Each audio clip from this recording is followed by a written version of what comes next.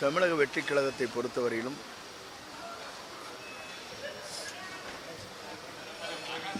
ஒரு புதிய வரலாற்றை படைக்கிற இயக்கமாகத்தான் எதிர்காலத்தில் அமையப் போகிறது. குறிப்பாக ஒவ்வொரு கட்சியை சார்ந்தும் ஒவ்வொரு கருத்துக்களை வெளிப்படுத்துகிறார்கள்.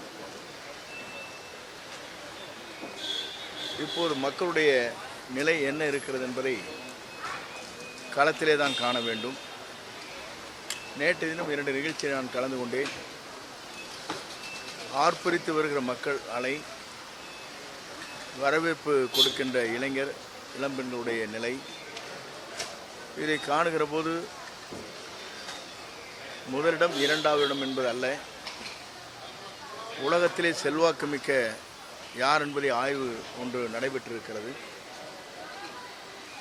அதிலே பார்க்கின்ற போது முதலிடத்தை பெறுபவர் தமிழக வெற்றி கழகத்துடைய தலைவர் வெற்றி தளபதி தான் என்பதை புள்ளி விவரங்கள் சொல்லிக் கொண்டிருக்கிறது. 2வது இடம்தான் பாரத பிரதமர் என்பதும், 3வது இடம் என்பது நம்முடைய முன்னாள் முதலமைச்சர் ஆந்திரா அவர்களும், 4வது இடத்தை இன்றைய துணை முதலமைச்சர் தான் இடம்பெற்றிருக்கிறார் என்ற புள்ளி விவரம் கொடுக்கப்பட்டிருக்கிறது. இதையெல்லாம் பார்த்ததற்கு பிறகு ஏன்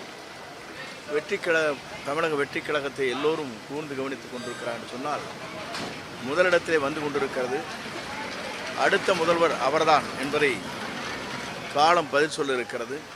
ஆகவே தான் எல்லோரும் இதற்கான கருத்துக்களை சொல்லிக் கொண்டிருக்கிறார்கள்.